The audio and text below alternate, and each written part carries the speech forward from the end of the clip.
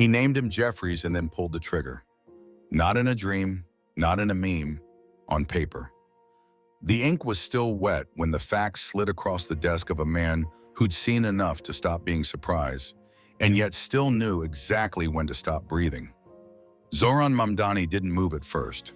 The fax machine hissed behind him, still warm. The word urgent was stamped in triplicate red. His hand hovered over the paper, not like a politician, but like a man reaching for a grenade that hadn't gone off yet.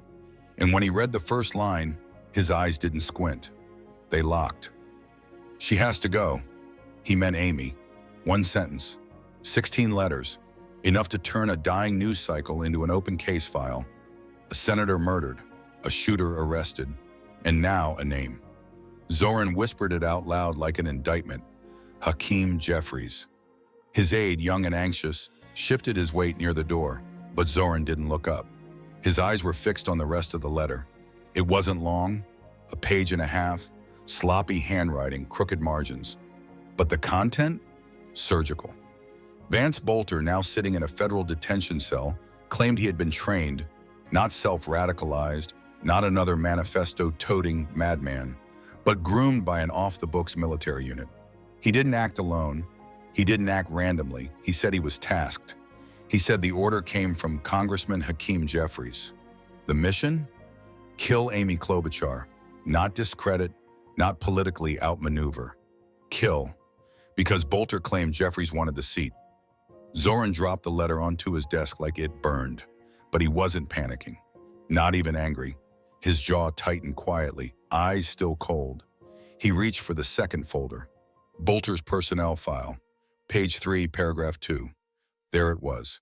Employment history, Office of Repair Hakeem Jeffries, 2013-2014. Zohran exhaled through his nose, turned another page.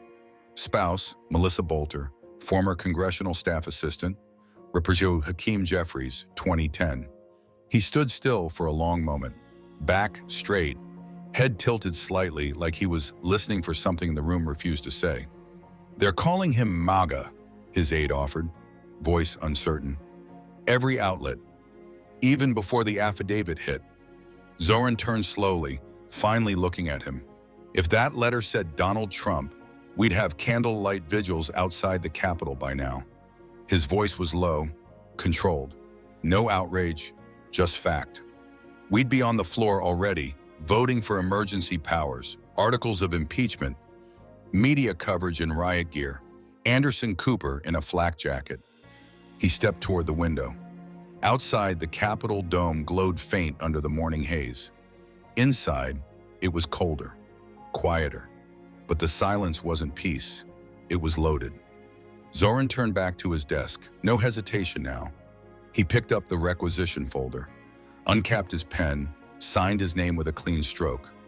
Call the judiciary. We open this up, publicly, on the record. His aide blinked. Not today. Not today. Not tomorrow. Not next week. Now. He handed over the order. The fax machine clicked, back to life, feeding it out to every corner of the Hill. The machine didn't care who was guilty, but Zohran did. Outside, the world still thought they knew the story. Inside, he had just rewritten the ending.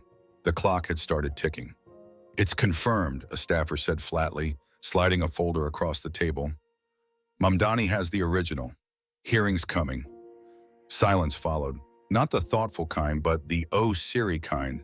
Another aide, looking like he hadn't slept in 2 news cycles, muttered from the corner.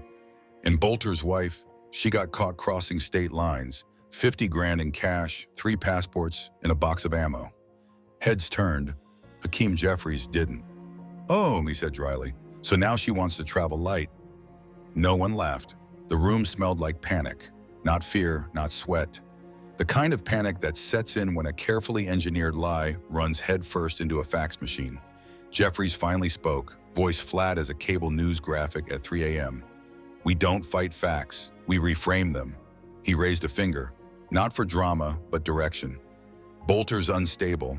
Full stop. His letters trash. Mental break. Unmedicated. Paranoid. Delusional. Whatever polls better. A calm staffer jumped in. We could pull in Dar Lieberman from Colombia. He's flexible. Perfect, Jeffries nodded. Let's give this guy a clinical exorcism. Another hand went up. Young, green, still believed MSNBC was journalism. What about Jeffries' name in the employment records? His wife's too?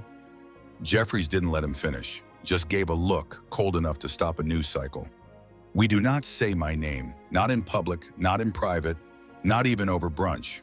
Then louder to the room, shut it down! He walked back to the center of the room, slow, steady, controlled. This isn't about truth, it's about the narrative. Bolter isn't a threat, he's a tragedy, an algorithm victim, broken by MAGA madness. Maybe sprinkle in a traumatic childhood if we need some padding. Aides scribbled notes like kids in Sunday school, knowing the ritual by heart. We're not playing defense, Jeffries went on. We're going meta. This is about dangerous rhetoric, disinformation. Hell, blame climate change if the focus groups say so. He looked up as if the spin gods were listening. And if someone asked why my former staffer had enough ammo and cash to buy Guatemala? He smiled, thin and deliberate. We don't answer. We call it a smear.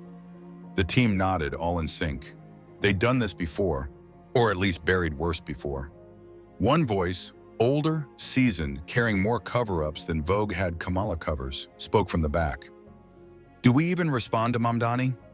Jeffries shook his head slowly. No need. Let the press do it for us. If we hold the message, they'll hold the line. This wasn't a firefight strategy.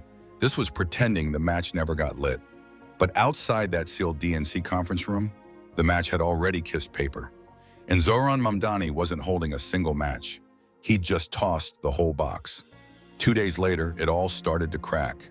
Talking points wilted like bad headlines. Damage control emails sounded outdated before they were sent. And Hakeem Jeffries, once smug behind closed doors, now sat in front of something worse than poor polling.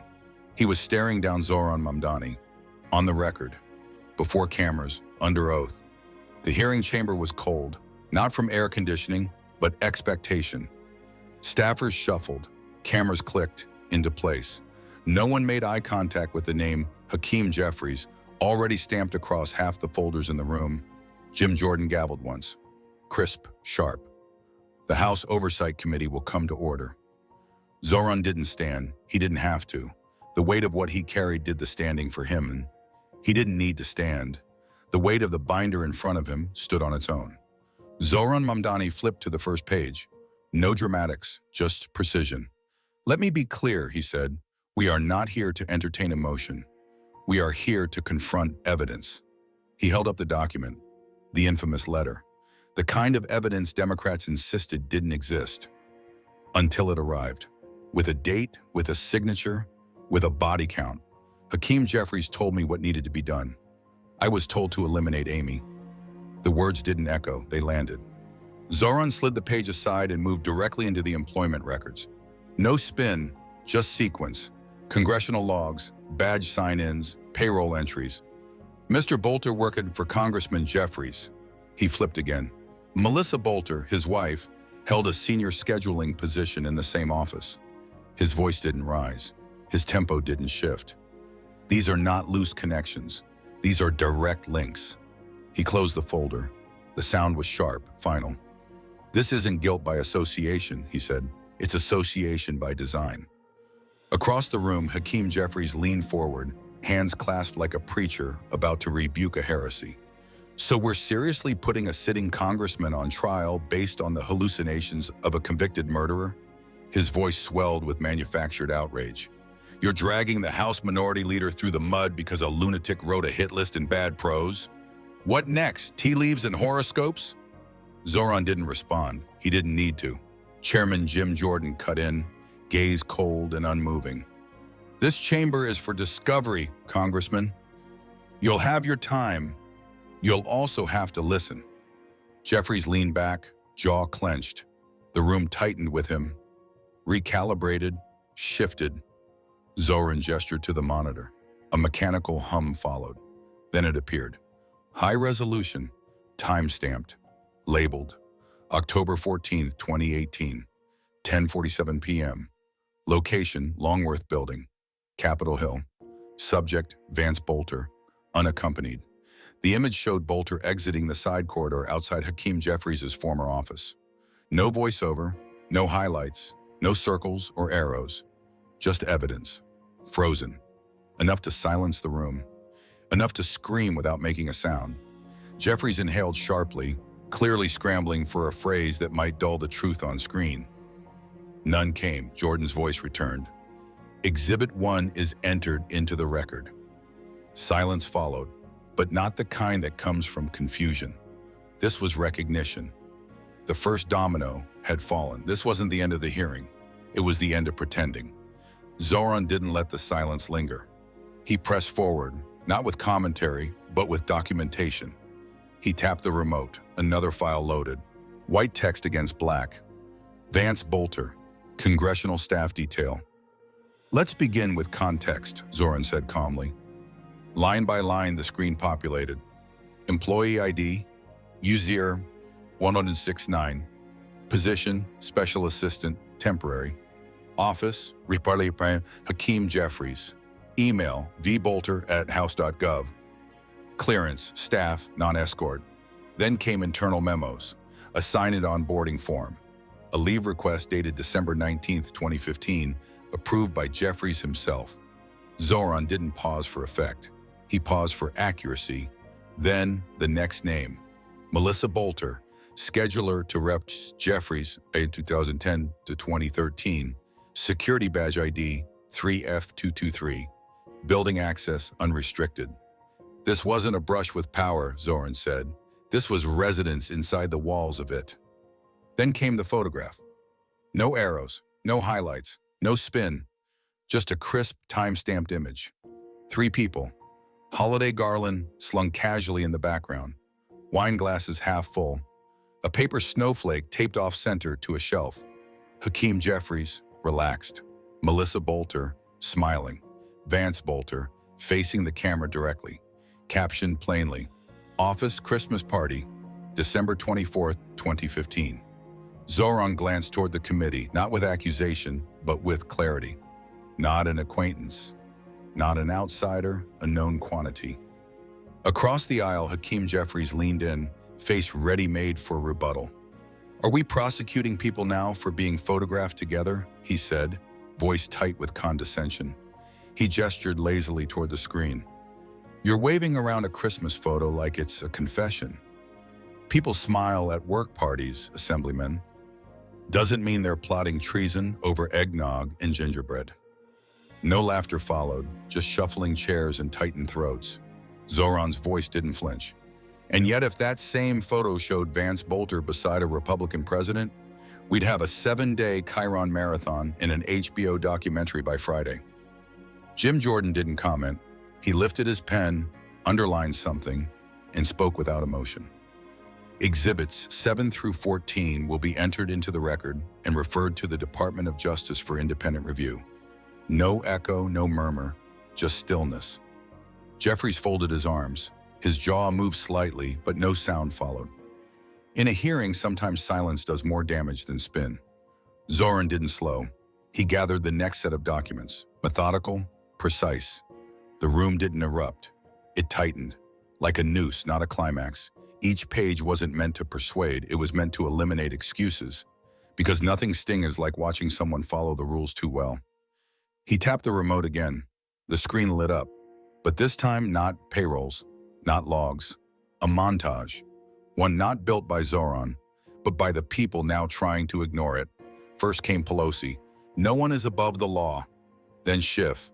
Not the president, not his advisors, not anyone. Then Harris, then Schumer, then Biden.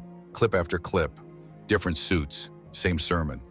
22 declarations, played back to back. No edits, no interruptions. The screen faded to black.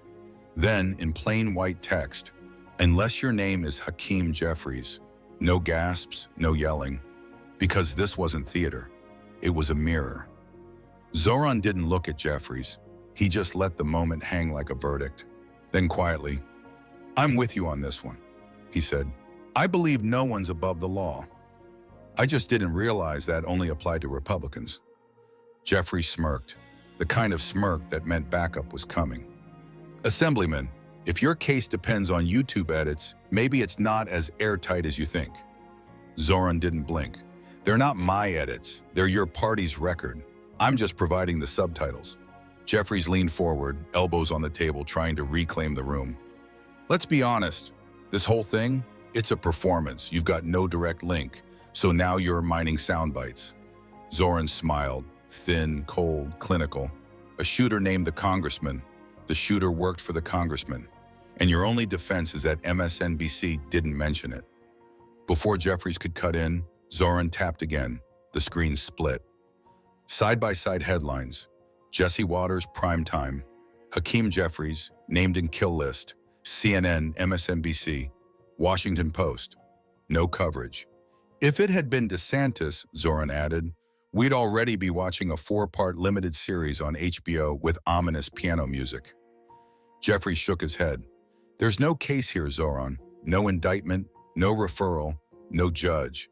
Just a letter from a killer in your political imagination. Zohran nodded once. Funny. When Trump tweeted wrong, you called it obstruction of justice. The room didn't flinch. It froze. The chill in the hearing room wasn't from the AC, it was from anticipation. Jim Jordan, silent until now, looked up over his glasses and spoke in his usual low gear. All exhibits submitted. The record will reflect the video montage and the comparative media blackout. Jeffries exhaled, half sigh, half performance. If we're entering montages into the congressional record, what's next? TikToks? Zohran didn't blink. If TikTok ever points to a political hit list, he said flatly, I'll file that too. The gavel tapped once. No echoes, just implications. While Jeffries tried to recalibrate, the committee quietly braced for the next file. And it wasn't one he'd be able to mock. There were no raised voices, no dramatic music, just that cold, procedural hum of a document hitting the screen, the kind that couldn't be shouted down. Zohran leaned forward and adjusted his mic. This isn't Twitter. We don't deal in vibes. We deal in records. He tapped the screen. A military document began to load, page by page. Not sensational until the name lit up. Vance Bolter. Accepted into a selective recruitment pipeline designated for exceptional candidates or those with special congressional endorsement. Zohran read aloud. Referral received, Office of Representative Hakeem Jeffries. Not a tweet, not a rumor, not a blog post, a typed notation, an ink signature. He didn't pause. He scrolled. Next exhibit, a handwritten internal memo, dated the same quarter. Jeffries personally advocates expanding the referral program. No names mentioned, but the timing? Perfectly aligned. Zohran spoke without dramatics. We're not saying Congressman Jeffries gave an order. We're asking why every door Bolter walked through had his fingerprints on the handle. Jeffries didn't wait. He slapped his palm on the table, voice sharp and indignant. This is guilt by association dressed up in bureaucratic jargon. What's next? We gonna blame the postman who delivered his mail? Zohran raised an eyebrow. The postman didn't sign off on a recruitment exemption. Jeffries leaned forward, voice rising. Every member of Congress makes referrals. You're turning a routine staff function into a felony fairy tale. Jordan interrupted, not loud, just calm, like a courtroom breeze. We are evaluating conduct, Congressman. Whether it's criminals, not for this committee to decide. That's for the Department of Justice. Jeffries snapped back. Then maybe DOJ should be sitting in this chair instead of a former activist with a grudge and a microphone. Zohran's smile was quiet, sharp. If I'm holding an axe, Congressman, it's because someone left behind a forest of lies thick enough to cut through. Jeffries clenched his jaw. He started to respond, but Jordan beat him to it. Let's move to Exhibit D. On the screen, a closed-door meeting summary from the House Veterans Affairs Committee, year 2016. Hakeem Jeffries giving a 6-minute statement advocating for reintegrating justice-involved individuals into federal service roles. Same quarter Bolter was accepted. Silence stretched, not a smoking gun, but a trail of sparks. Zohran let the tension settle, then spoke. Now we all know doors don't open themselves. Someone turns the knob. Jeffries folded his arms. And sometimes they open for the wrong reasons. Doesn't mean there's a conspiracy. Zohran nodded. Maybe not. But once a door opens for a killer, we owe it to the public to ask who held it. Jordan didn't summarize, didn't editorialize. He simply looked to the clerk. Next witness, please. And just like that, the story stepped deeper into the hallway no one wanted to enter, but no one could avoid anymore. The witness didn't storm in. He walked slowly, not like a hero, but like a man returning to the scene of a mistake. Not to confess, but to finally stop lying. He walked in quietly, early 40s, suit slightly rumpled, eyes trained just above the committee's heads, like guilt had its own altitude. Zohran Mamdani greeted him with a measured nod. Please state your name and position for the record. He adjusted the mic, voice steady. James Rohr, Congressional Staff, Office of Representative Hakeem Jeffries, 2017 to 2019. No fanfare, just a man too tired to keep pretending nothing happened. Zohran leaned in. Mr. Rohr, during your time in that office, did you encounter Vance Bolter on a recurring basis? Rohr didn't hesitate. Yes, he was in and out, odd hours, late nights, sometimes past 10 p.m. He wasn't on payroll, he didn't have clearance, but he had keys. A few murmurs floated across the chamber. Zohran tapped his tablet. Do you have documentation of this? Rohr nodded. One email, sent it to our chief of staff. Subject line, unlogged visitor, repeated entry. No one replied. The screen behind him lit up. The email appeared, dated, flagged, ignored. Then the footage, Capitol Office hallway, December 2018. Black and white, timestamp 2247. A lone figure entered through the east entrance. Bolter, no badge, no escort, no meeting scheduled. The temperature in the room seemed to drop. Chairman Jordan asked plainly, was this footage ever reviewed internally at the time? Not that I'm aware of, Rohr said. I only saw it because I asked security myself. Jeffries straightened in his chair, jaw tightening. So we're criminalizing hallway appearances now, he scoffed. This isn't evidence. It's innuendo with a timestamp. Zohran didn't blink. It's a pattern. One ignored email is oversight. Two is cover-up. Jeffries snapped back. You're turning shadows into guilt. You've got a hallway, a holiday photo, a handwritten memo, and suddenly a sitting congressman's on trial? Jordan leaned in, voice flat. No one's on trial, Congressman. We're just shining light into a room your side forgot to sweep. Jeffries tried again. Intent matters. Zohran's tone sharpened. So does access. And your office gave him both. The chamber went still. No outrage, no grandstanding. Just the slow, crushing gravity of accumulation. Every warning missed, every red flag ignored, every truth bent just enough to survive the news cycle. Jordan turned to the stenographer. Enter the witness statement, the email and footage into the record. Forward to DOJ. For once, Jeffrey said nothing. No slogan, no deflection, just a glance at his phone, as if waiting for a message that wouldn't come. And from the sound of it, none were. But the silence didn't last. Zohran tapped his tablet again. The next slide filled the screen. This wasn't blurry footage or a buried memo. This was intentional. This was written. We're entering a new phase, Zohran said, voice clinical like a surgeon before first incision. And for transparency, these materials were verified by an independent forensic team. The first email appeared on the monitors. Subject, summer strategy. From Jeffries campaign ops. Date, March 3rd, 2020. If Amy's still breathing by summer, we don't stand a chance in the primaries. The line just sat there, unblinking. A sentence typed by someone who thought it would never leave the draft folder, let alone appear on a federal hearing screen. A few gasps, a hard throat clear from the left side of the aisle. Someone muttered, Jesus. Zohran looked up, unfazed. I'm not here to read minds. I'm here to read what your staff wrote. Then came the second email. Subject, APSE reminder. If V is still on track, say nothing. No full names, no spelled out instructions. But the implication, bulletproof. We stick to the press plan, no full names, no explicit instructions, just enough coded language to make denial technically possible. but morally absurd. Jeffries leaned in, lips pursed, eyebrows raised like he'd just discovered sarcasm was taxable. "You're reading this like it's a crime thriller," he said. "These are metaphors, internal venting, not evidence, not instructions." Zohran didn't raise his voice. He didn't need to. "You call it metaphor. I call it motive wrapped in strategy." One by one, staffers and junior members of the Democratic delegation began to slip out. No protests, no statements, just quiet exits, like the air was thinning and only some had noticed. One woman, no one quite sure who she was, left her notepad behind. It sat on the table like an abandoned alibi. Jordan didn't flinch, didn't halt the hearing. He simply tapped the mic once. "Let the record show, members of the minority are excusing themselves." "The hearing will continue." Jeffries tried to pivot again, but now the cracks were showing. "None of this proves a crime," he said, more to himself than to anyone else.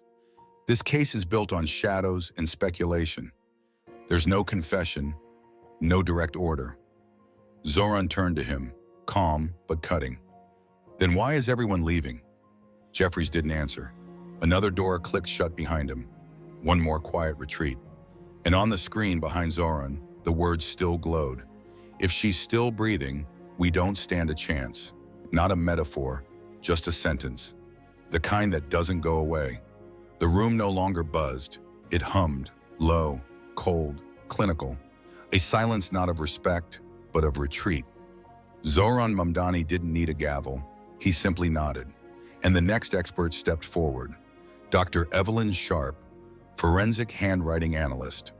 Resumed longer than Jeffries' last 3 press cycles combined.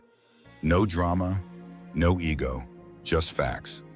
"The handwriting on the letter attributed to Mr. Bolter," she began, "matches authenticated samples from his military intake documents, state-issued ID, and legal signatures dating back to 2013. No flinch, no hesitation. The writing shows conscious intent, psychological consistency, and no signs of coercion." She paused, just long enough. "It is, in my expert opinion, an authentic, voluntary statement of personal conviction." Boom! No counter-witness. No Ivy League professor scrambling to redefine the word fabrication. Just silence. The same man who'd once thundered about metaphors now looked like his voice had been evicted. Jordan flipped through a final set of notes, then glanced up. "Does the Democratic side wish to issue a closing statement?" Silence. "Any objections?" Still nothing. It was as if someone had pulled the fire alarm in their moral courage, and they'd all quietly filed out the back. Jeffries didn't even touch his mic. No indignation, no last stand. He just sat there, folded hands, distant eyes, looking not at the public but toward a crisis comms team that hadn't saved him. A junior aide reached for a water bottle and missed. It rolled across the floor, the most audible sound in the room. No one picked it up. Jordan looked at the stenographer. "Let the record show, there is no further comment from the minority." And just like that, the opposition didn't fall. It evaporated, not with a bang, not even a whimper, but with an absence so loud it might as well have been an admission. No hands raised, no talking heads turned toward the cameras, just empty chairs. For a group that had once screamed defend democracy into every open mic, their vanishing act now felt almost artistic. Performance silence. Zohran didn't gloat. He didn't have to. The record was enough. But in the minds of everyone watching, a new question echoed, louder than any headline. If they couldn't even fake a defense, what exactly were they defending all this time? 5:30 p.m. The ceiling lights dimmed from sterile white to soft amber. A bureaucratic sunset over a hearing no one wanted to extend. No banners, no slogans, no camera-friendly activists with chants. Just a chamber, a witness list, and a silence that had turned from awkward to accusatory. Jordan returned to the podium. No throat clearing, no page shuffling, no pretense. He let the quiet stretch 1 second too long, then brought the gavel down 3 times. Tap, tap, tap. The noise didn't startle. It simply confirmed what every person in that room already knew. There would be no redemption speeches today. The transcript of these proceedings, Jordan said, his voice flat as a granite slab, will be submitted to the Department of Justice and the Office of Congressional Ethics within 48 hours. This session is adjourned. No thank yous, no handshakes, no exit spin. Across the room, Jeffries remained seated. The fire from earlier evaporated like heat from a candle long since blown out. Hands folded, eyes on the wood grain, mic off, voice gone. No one reached for him, no one comforted. The delegation behind him had already left, or had mentally checked out hours ago. Not one Democrat spoke. No request for delay, no procedural Hail Mary. What could they say? That the emails were misunderstood? That the handwritten note was a master-level forgery by a man they swore had no ties to them? That video, aid, payroll, testimony, and memos all conspired to tell the same lie. There was no ground left. A camera shutter clicked near the back of the room. No flash, no follow-up questions. Just one last shot. Jeffries, alone, frozen, surrounded by empty chairs and his own silence.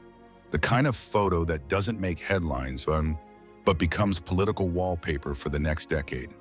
Then, from the center screen above the dais, one final message appeared. White font, black background.